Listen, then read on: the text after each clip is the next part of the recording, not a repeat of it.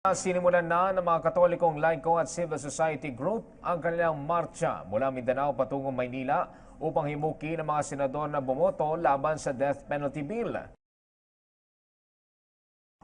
Ang lakbay buhay penalty caravan sa Cagayan de Oro City na layuning makarating ng Senate Building sa Pasay City sa Mayo 24. 14 na lungsod ang daraanan ng caravan at magiging highlights nito ang pagtitipon sa Rizal Park sa Maynila sa Mayo 19 na inaasahan na magdadaluhan ng nasa 30,000 anti-death penalty advocates. Kabilang ang mga estudyante mula sa mga Catholic school.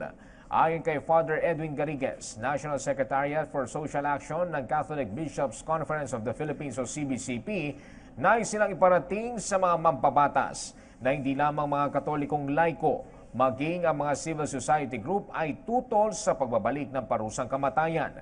Nakadidismayaan niya ang mabilis sa pag-usad ng nabanggit na panukalang batas sa Kamara dahil lamang sa pambabraso ng liderato ng mababang kapulungan ng Kongreso.